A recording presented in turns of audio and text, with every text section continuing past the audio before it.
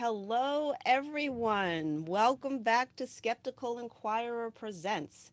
This is, if you've watched this before, this is my favorite part, watching the numbers go up of participants. I always imagine you guys sort of streaming into an auditorium, taking your jackets off, taking your seats, getting comfortable. Hopefully, that will mean that you are in your home getting comfortable, having a beverage on hand of your choice. I really appreciate you guys being here tonight. I'll reference it as it's been a stressful week. So hopefully this will give you a bit of a mental respite from the goings on. But yes, everyone, I'm loving the numbers. I'm loving the numbers. We are past 300, so I'm going to start in earnest and again say welcome to Skeptical Inquirer Presents. As you know, this is a series of live online presentations from experts who are devoted to advancing science over pseudoscience, media literacy over conspiracy theories, and critical thinking over magical thinking. Welcome back to our returning audience members and a happy hello to our first timers. And just so you know, many of the guests that we have here were originally scheduled to speak at this year's SciCon, the Committee for Skeptical Inquiry conference in Las Vegas this past October. But the pandemic had other plans. But big ideas cannot be contained in conference halls. So I thank you for agreeing and for joining us from the comfort of your home. My name is Leanne Lord. I am a stand-up comedian, author, and a co-host for Point of Inquiry, which is the podcast for the Center for Inquiry. And you can listen to POI wherever you get your podcasts. And if you are so inclined, you can find out more about me and my work at veryfunnylady.com. Now, the flow of the evening is very easy. I'll introduce our guest. He will razzle dazzle you, and then we'll open it up for your questions. You will notice at the bottom of your screen there is a little Q&A button. Two of you have already gotten in there. My goodness, you don't waste any time. But yes, that is the place for you to type your questions in the form of a question. I would appreciate that. And again, if you miss any of this event, it is being recorded. You'll be able to go back and watch it. It will be available tomorrow at skepticalinquirer.org. Now, let's get this out of the way as well. Tonight's presentation has a Clutch the Pearls title. Okay, Persuasive Bullshitters and the Insidious Bullshit Hypothesis. So for tonight, we are not going to clutch the pearls. We are not going to catch the vapors. And we are not going to let language lead us to miss the message. Okay? And so, in homage to the title, please allow me to share some historical bullshit that some of you will find familiar. On this day in 1940, Franklin Delano Roosevelt was reelected president of the United States for an unprecedented third term, which the Republicans at the time thought was bullshit. On this day in 1968, Republican candidate Richard Nixon was elected president, and he went on to put this country through a whole lot of bullshit. And how could we forget that on this day in 1994, George Foreman, at the age of 45, KO'd Michael Moore, and he went on to win the boxing heavyweight championship. Everybody who lost money on that fight said, "Can you believe this bullshit?" So, everyone, our guest tonight is a professional basketball player who's played for the NBA G League and Israel. And in 2014, he was named the East Coast Conference Player of the Year. Oh, wait, I'm sorry. That's a different John Petrocelli. I'm sorry, everybody. That intro, complete bullshit. Uh, our actual guest this evening is John V. Petrocelli. He's an experimental social psychologist and professor of psychology at Wake Forest University. His research examines the causes and consequences of BS and BSing in the way of better understanding and improving detection and disposal. His research contributions also include the intersections of counterfactual thinking with learning, memory, and decision making. His research has appeared in the top journals of his field, including the Journal of Personality and Social Psychology. And if you haven't already, I highly recommend you check out his TEDx talk, "Why BS is More Dangerous Than a Lie." It is the best of both worlds. It is both factual and funny. And his book coming out next year, not soon enough, but it is available for pre-order on Amazon, and it is The Life-Changing Science of Detecting Bullshit. And so, here with us this evening to talk about persuasive bullshitters and the insidious bullshit hypothesis, please welcome John Petrocelli. Thank you, John. All right. Thank you, Leanne, for that introduction. I guess I'll just jump right into this. And I do want to reiterate that I am a social psychologist, and as such, I will have some experimental data to share with you from human subjects experiments. And I also would like to make something very clear about the topic of my discussion. My intention to focus on bullshit and bullshitting behavior is not an effort to be provocative, and I'm not trying to be offensive in any way or use my research as a convenient excuse to use profanity.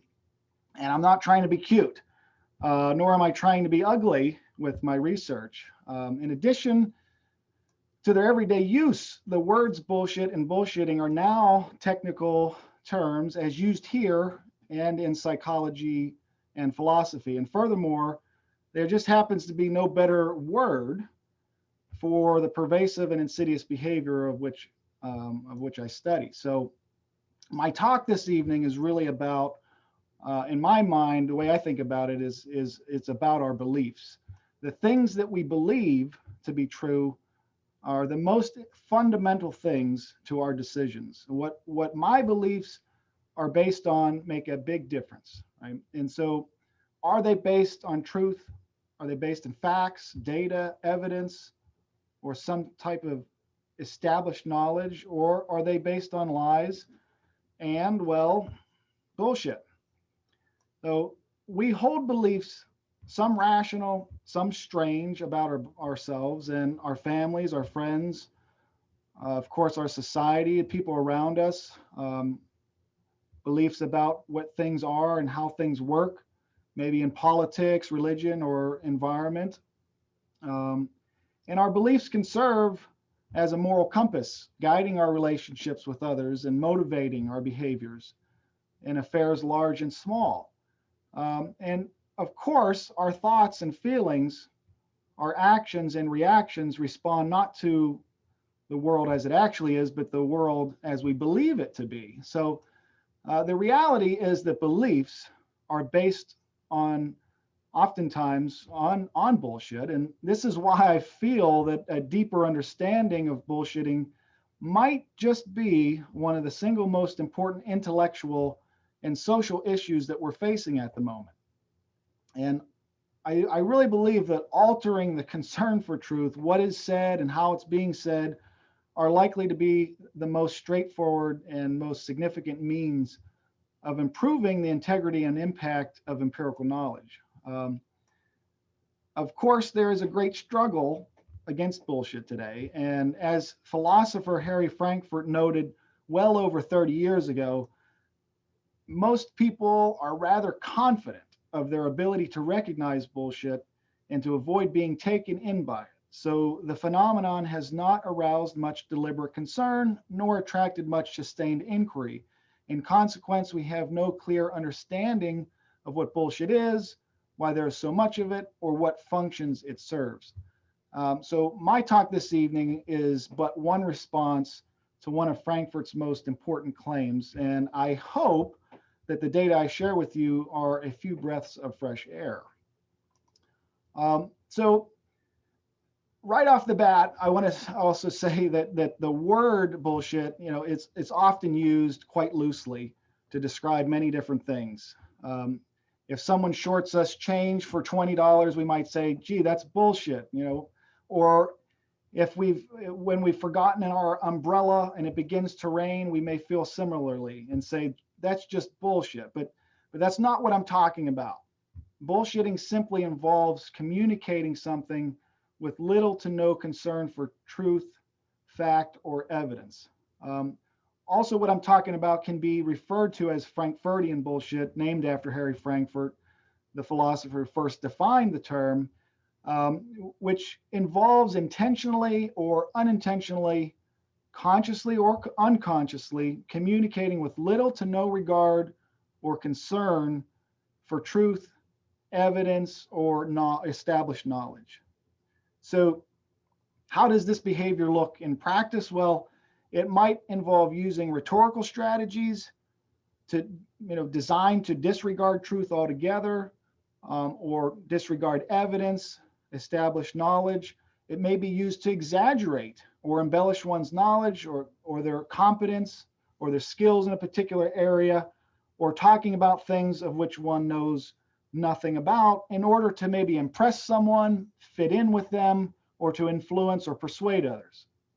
So, in other words, people often talk about things they really know nothing about, and social situations sometimes appear to force us to talk about things that we really don't know anything about. So, for instance, a salesman might need to make sales. A politician obviously wants to win votes. And sometimes people feel a need to share their opinions and voice things of which they really don't know anything about. And what often comes out is bullshit. So, I also want to make clear the type of bullshit I'm talking about is not simply the act of casual conversation.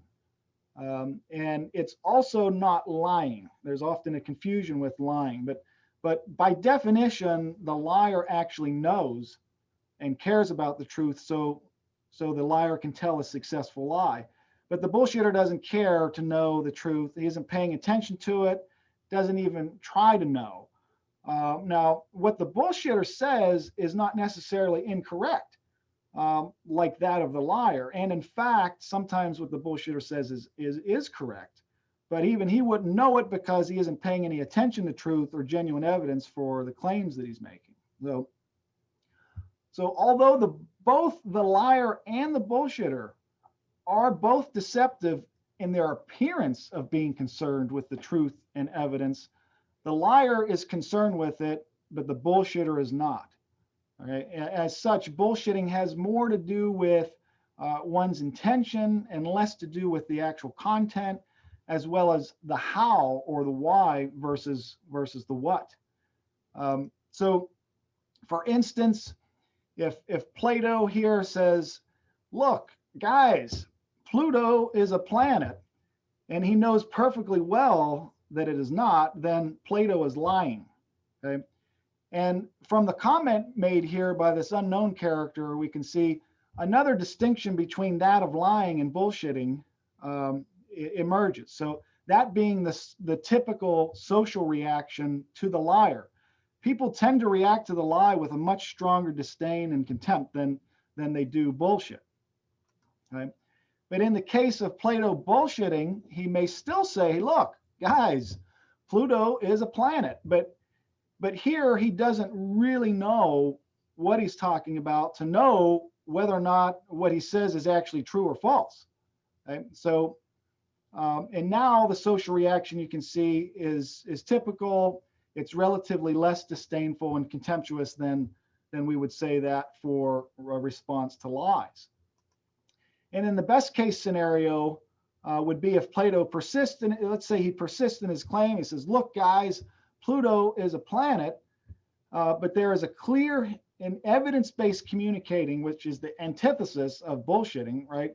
There's a clear concern that he's engaged with the evidence-based reasoning, and Plato is now engaged in evidence-based communication, right? So he may still be wrong, as evidence that obviously does not guarantee truth and correctness, but at least the concern is here for truth and evidence, and at least theoretically less likely to be wrong in that sense. Right? So, given the definition of bullshitting, it seems that no matter where you look, you will find evidence of it. Anywhere that people work together, share information, and make decisions, you're going to find it. And anyone, I can tell you from experience, it's anecdotal, but anyone that I've ever talked to about what I do in my work seems to have a readily available example to share, and it's usually their Uncle Larry, who, when he was young, walked to school uphill both ways in the snow and once saved 9 children from an avalanche while doing it, or they're convinced that their colleague who works on the 19th floor in accounting is the world's greatest champion bullshitter. So everybody seems to have a readily available example of this, and they're ready to tell me about it. But you see BS anywhere that people communicate, and these are just some of them. So what we already know is that there are two major conditions under which bullshit emerges. And one is the obligation to provide an opinion, very simply. When people are expected to have answers to things or to talk about things they really don't know anything about, they're going to do it. And also when bullshitters anticipate that bullshit is acceptable and that it will pass as a valid contribution, either to a discussion or an answer to a question, they will most assuredly bullshit.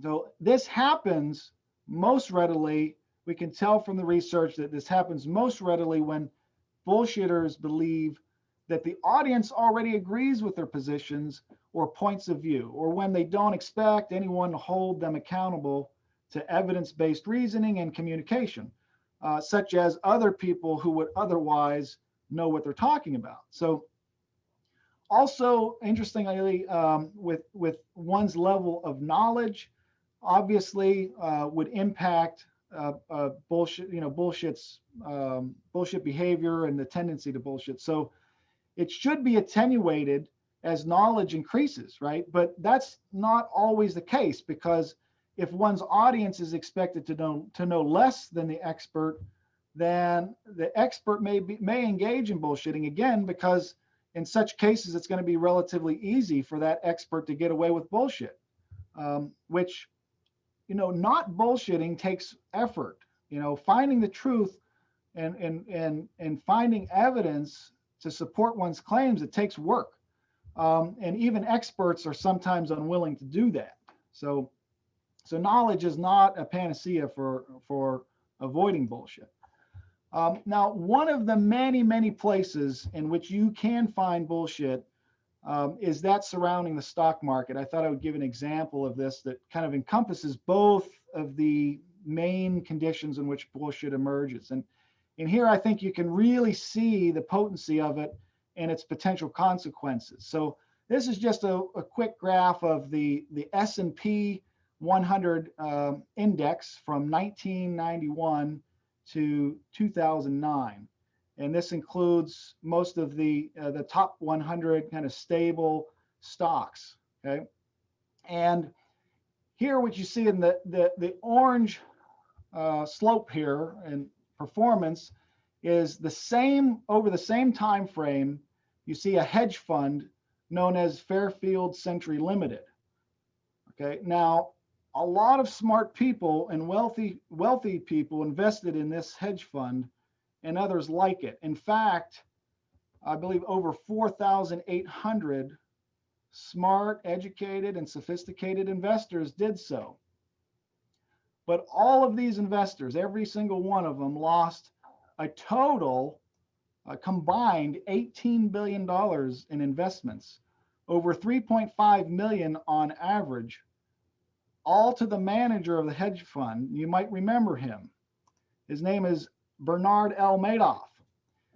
And the Fairfield Century Fund was just one of several of Madoff's investment securities that he operated from his Ponzi scheme.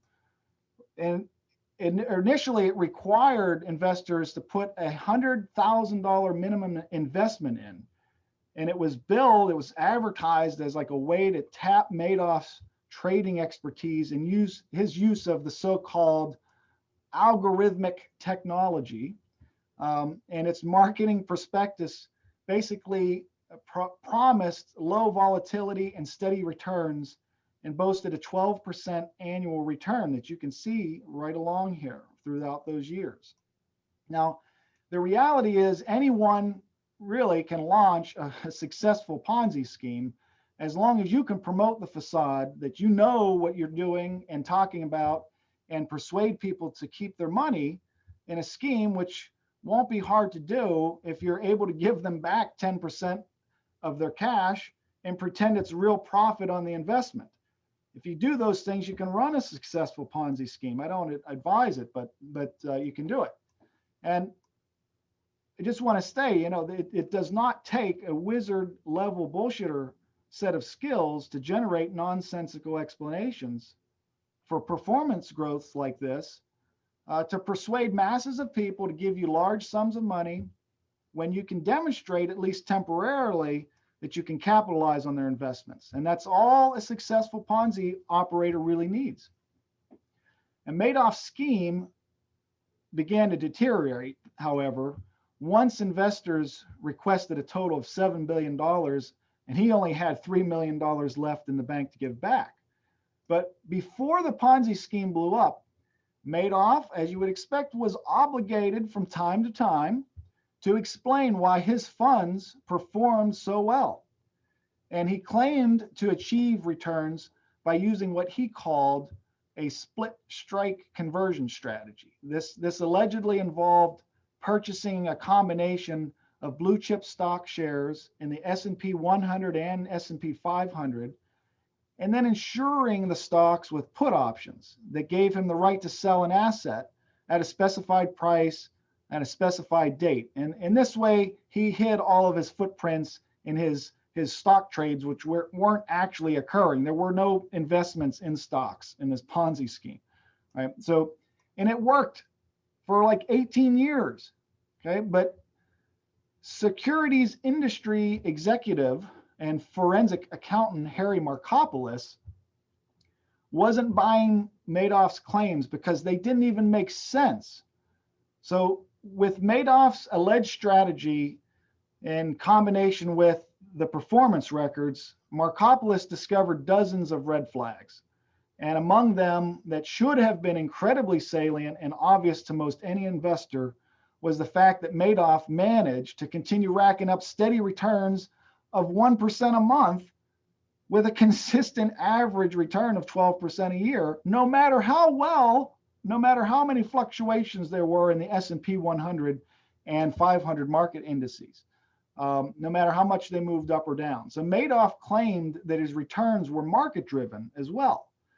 Yet that's nearly impossible to make market driven decisions all within the S&P 100 and 500s when one's performance corresponds only 6% with the market fluctuations. Now, that should have been blatantly obvious to anyone watching the markets, but Markopoulos also reasoned that you could realistically purchase only like $1 billion of the put options for the blue chip stocks.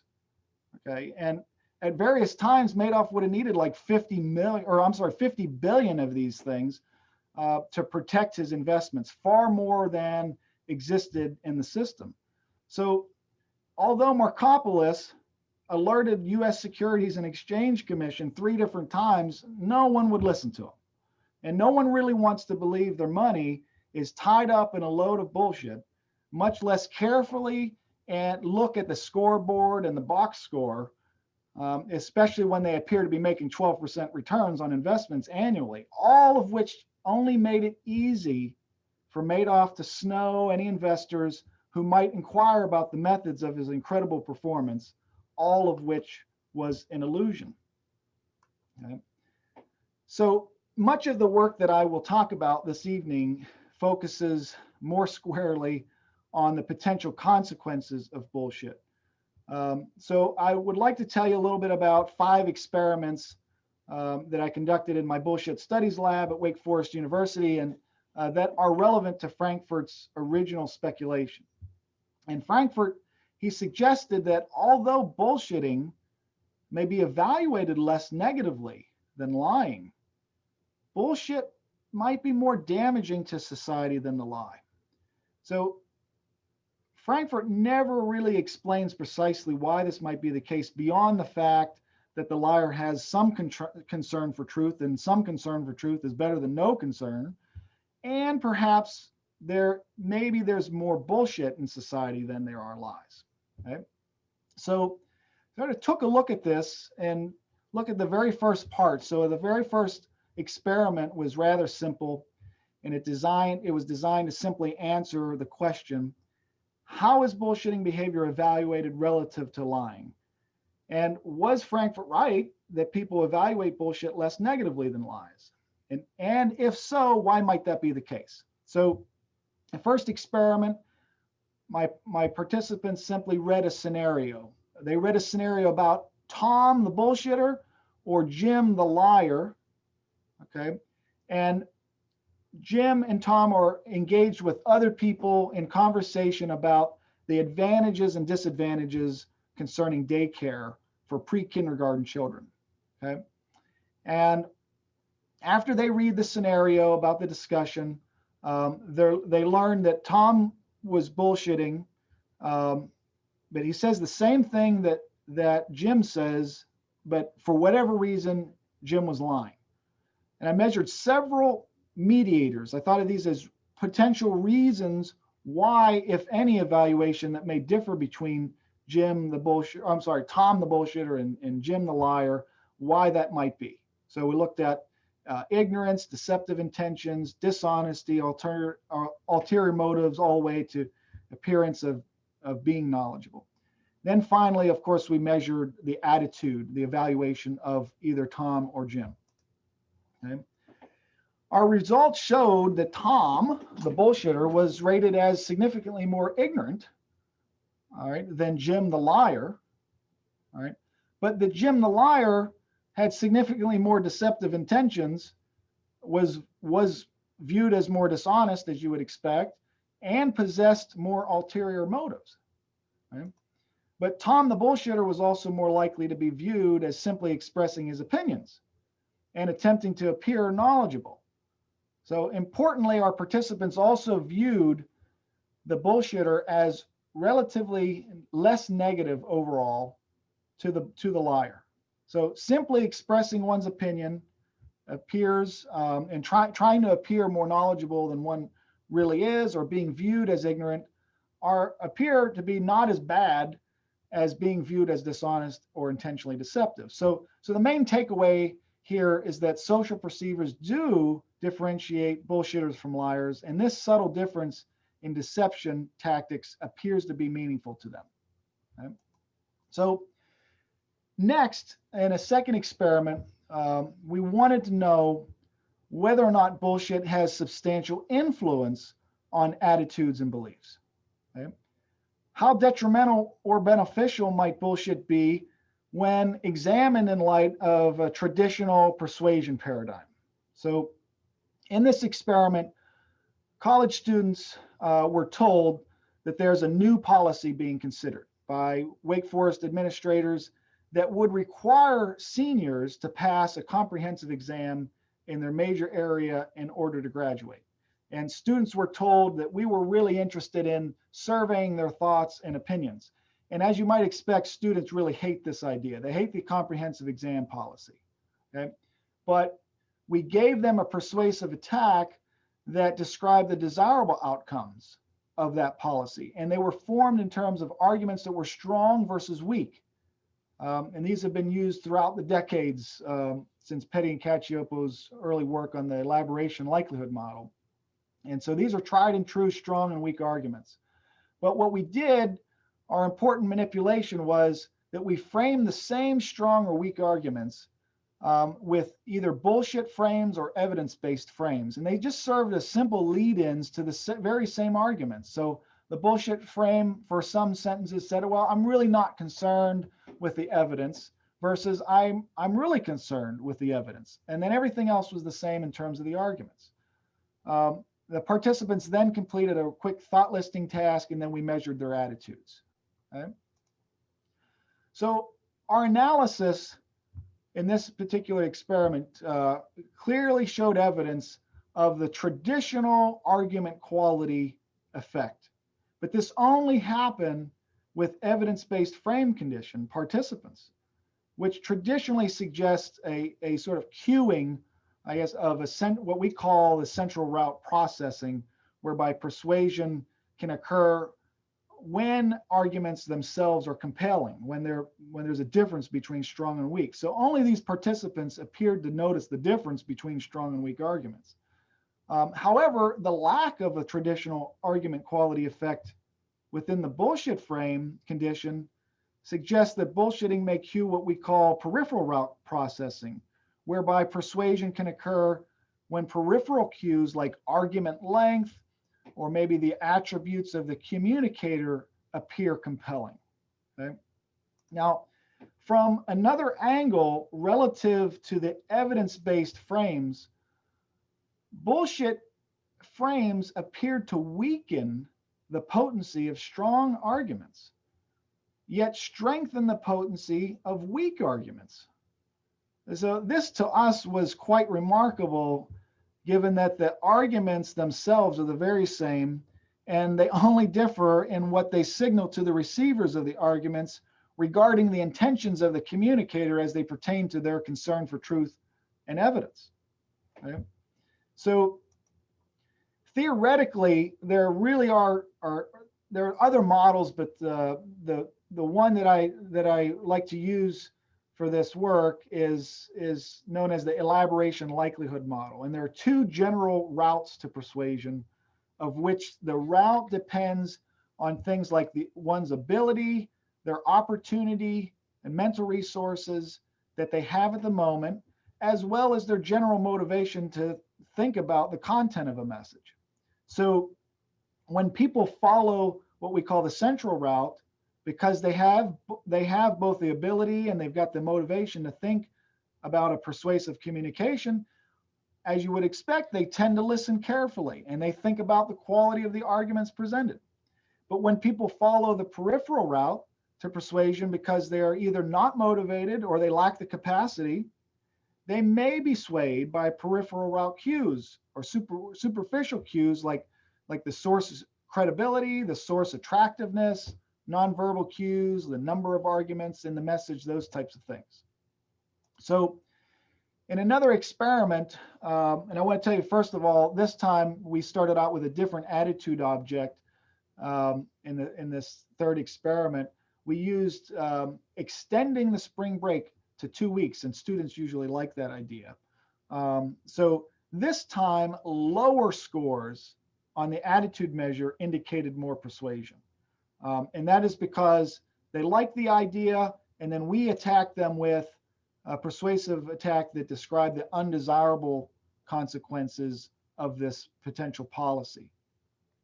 Again, we gave them argument frames that were the same arguments framed in bullshit or evidence, or concern for evidence or lack thereof. And we also crossed this design with attractiveness versus unattractiveness. So the source attractiveness was crossed with the first, basically the design of the last experiment I told you about. And again, they completed a thought listing task and an attitude measure. Now, because evidence-based frames appear to prompt what we call central route processing, we expected argument quality to matter only when participants were presented with evidence-based frames of the arguments, just like in the last experiment. But because source attractiveness typically operates as a peripheral route cue, we expected source attractiveness this time to matter only when participants were presented with bullshit frames of the arguments. So again, this time, more influence is signaled by a lower attitude score. So you see the most persuasion in this condition right here, when they had evidence and when the arguments were strong, okay? As expected, you see again the argument quality made a difference, but only when the arguments were provided in evidence-based frame. They didn't seem to matter at all when the arguments were provided in bullshit frames. Okay? What did matter in bullshit frames was the peripheral route cue of attractiveness. So attractive sources were more influential than unattractive sources when the arguments were provided in bullshit frames. But that difference in attractiveness, that was not observed when the arguments were provided in evidence-based frames. Okay? So this gave further support for this idea that evidence-based frames may tend to cue central route processing, where people think about the argument strength, they think carefully, but bullshit. If the speaker is bullshitting, then that doesn't cue evidence. That doesn't cue that they're using evidence, and it doesn't cue thinking about the topic any more than they've decided to think about it. So these effects of bullshit on persuasion led us to consider another possibility supporting Frankfurt's insidious bullshit hypothesis, and that is that perhaps bullshit might have more influence than lies. And if that's the case, then bullshit that is wrong would certainly be more insidious than that of lies. And similar to the difference between a pathological liar and maybe the conspiracy theorist, the pathological liar is always wrong. But on occasion, the conspiracy theorist might be onto something.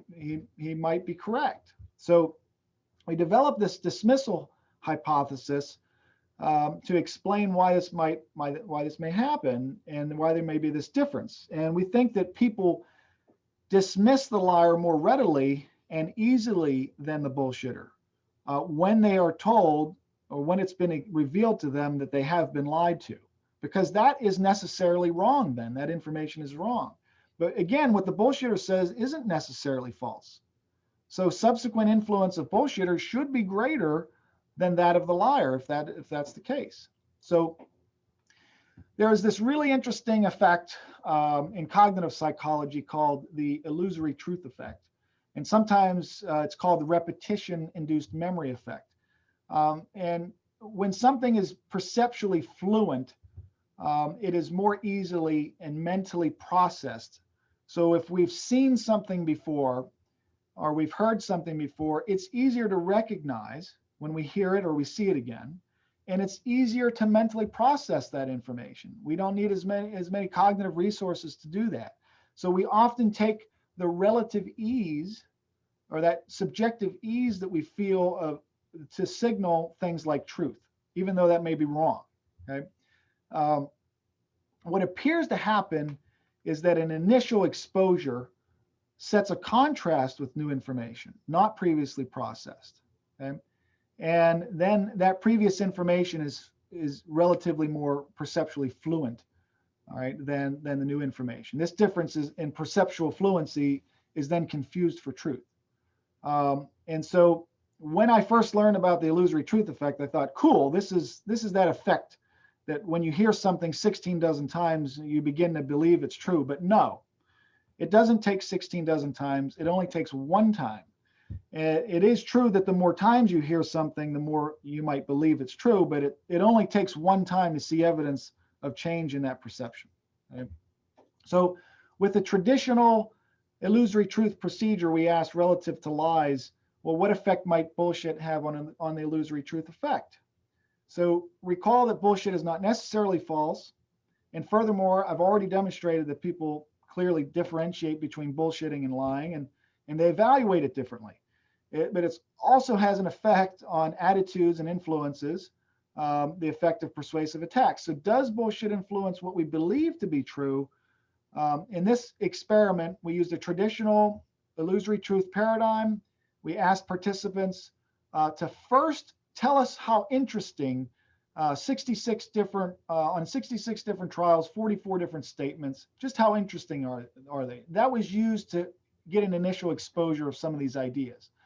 And then following that task, they then told us how truthful or how true or false 88 separate statements were, some of which were new.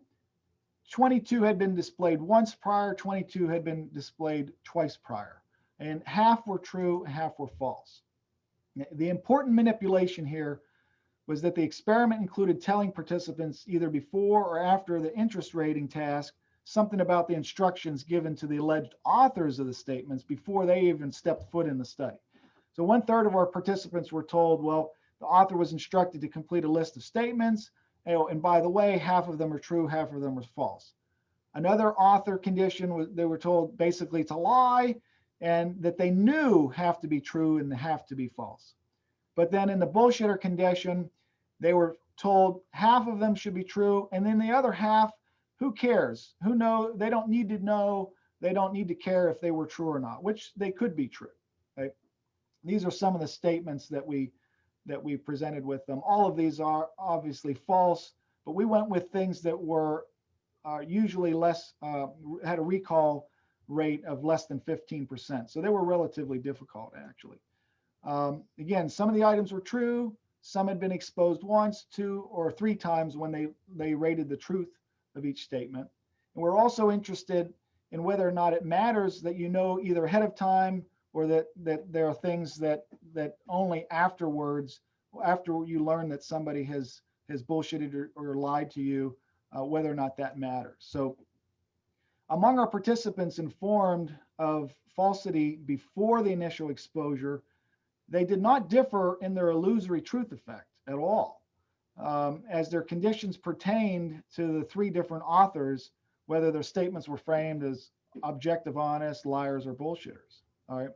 So also not reflected here is that most certainly we did find main effects of the type of item, false versus true, such that true items were rated more as more true than the false items, as well as a repetition main effect, such that the illusory truth effect grew stronger as the number of exposures increased. That was actually our strongest effect that we saw. However, we were most interested in the author by when they were informed with falsity of the information. And when our participants were informed about falsity only after the initial exposure, we observed a drop in truth ratings in the objective condition and the liar conditions that was not observed for the bullshitter condition. So this we find is consistent with the insidious bullshit hypothesis, given that all of these items were false. These are all false items, and bullshit exposure didn't afford the same corrective attempt compared to honesty and lies. Okay? The same pattern was observed for true items, the same general pattern, but just less so. So in our final experiment, we borrowed a procedural paradigm known as the sleeper effect, which is basically a delayed increase in the effect of a persuasive message accompanied by a discounting cue. So the way it usually works is you get a positive message about a novel attitude object, maybe like a political candidate, and then you are, most people have relatively positive attitudes about that because all of the information is positive.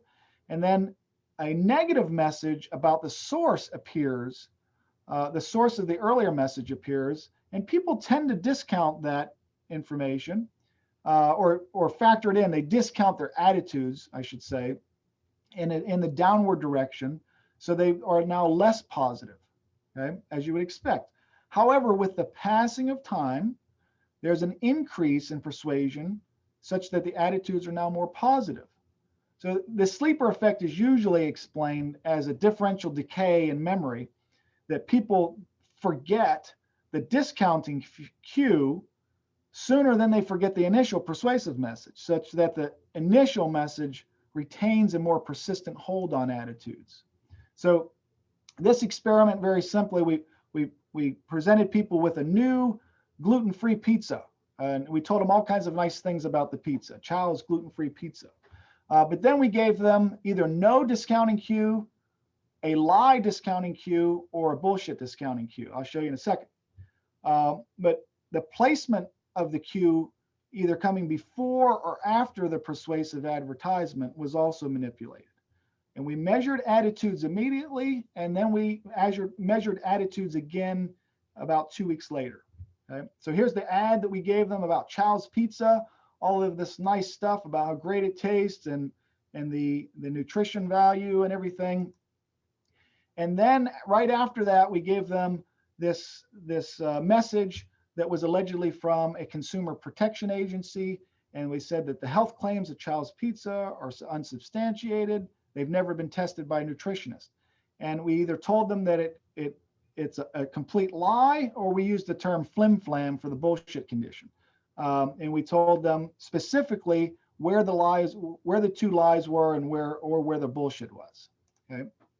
So because the sleeper effect very rarely ever shows up when the discounting cue is revealed before the initial ad, we were most interested in what happened when the discounting cue was revealed after the initial ad about the pizza. All right. And as expected, relative to the control condition provided with no discounting cue, both the lie and the bullshit versions of the discounting cue had their intended effect by reducing the positivity of the attitudes toward the pizza when attitudes were measured immediately following the information. Okay. So 2 weeks later, when our participants returned to the lab, they were reminded of the attitude object that we asked them to read about 2 weeks earlier. And then we measured their attitudes towards Chow's Pizza again. We did not remind them of the positive information. So after the delay in time, attitudes in both the lie and the bullshit conditions, they increased, just like the sleeper effect has shown before. However, what we found most interesting was consistent with what we would expect from the insidious bullshit hypothesis. So not only did the bullshitting discounting cue result in more positive attitudes over time compared to the lie discounting cue, it actually returned attitudes to a level of positivity that we would expect to be there if they had never been given a discounting cue at all, and in a way that the lie discounting cue did not. So here we got clear evidence of sort of a magnification of the sleeper effect due to bullshit relative to lies. So in conclusion, I just want to say that the empirical study of bullshitting behavior, its antecedents, its consequences, our ability to detect it, is still in its infancy. However, we can conclude a number of things about it. We know that bullshit, when it emerges in each of these conditions, where it's most likely to emerge. And all of these things, we know now about the consequences, such as, well, it's not as bad as lying, but it appears to cue peripheral route processing. It doesn't make people think relative to evidence-based communication. And it does not reduce the illusory truth effect, as does lying, surprisingly. And there are more pronounced sleeper effects. And all of these things, again, they're important to the extent that bullshit shapes attitudes and beliefs that are absolutely critical for what people communicate with one another and the decisions that they ultimately make. Okay, so bullshit is something that needs to be better detected and better disposed if we're ever to make the most optimal of decisions. And I just want to also leave once again, I discuss all of this work that I've presented today and much, much more in a book coming out in July. It's a while yet, but I thank you for your time and thank you in advance for joining the movement against bullshit. Thank you, John. Thank you so much for that. That sleeper effect is chilling. Like I'm sitting here horrified by this. Like Stephen King could have written that. Um, we have a lot of questions. If you are up for it, we will get to as Sure, many as we can. sure thing. I'm going to dive in with the number one question that seems to be popping in, which is the current occupant of the White House a liar or a bullshitter? Well, yeah, I would say judging on all of the information over the past 4 years, I would say both.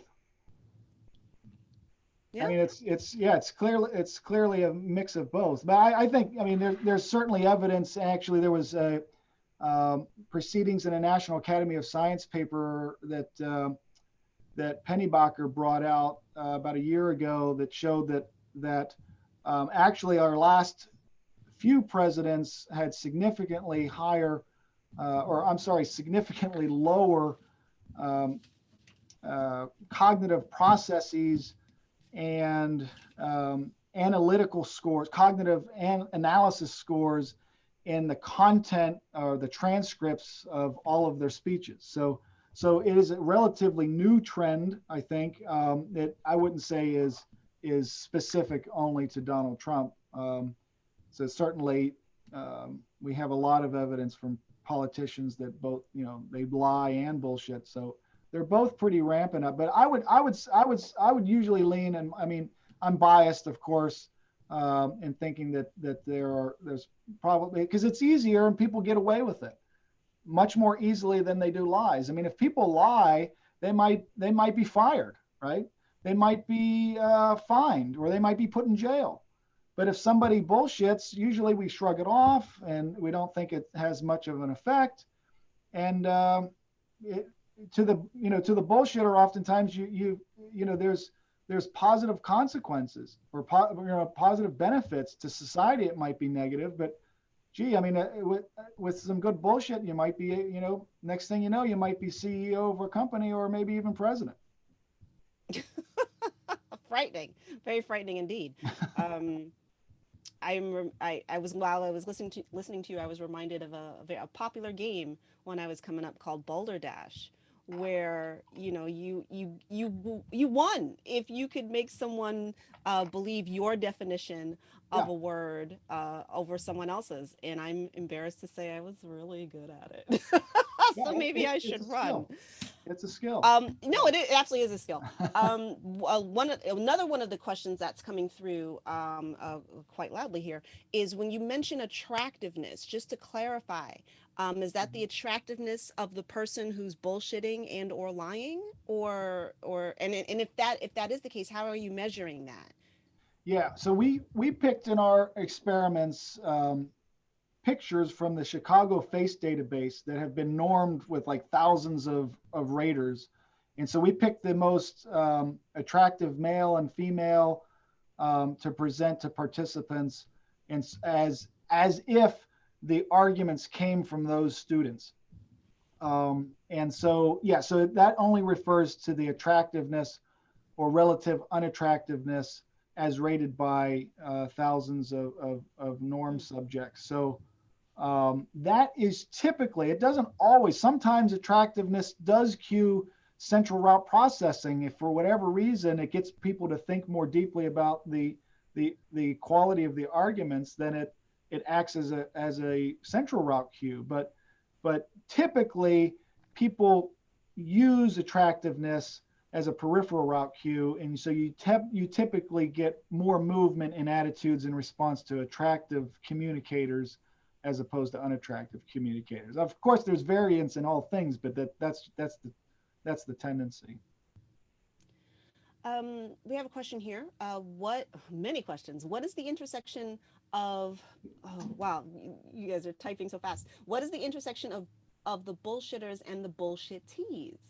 That is, what is the intersection of the person who is more susceptible to bullshit? And are there people who are more susceptible based on personality type, or I guess it could be a number of factors why someone is more susceptible.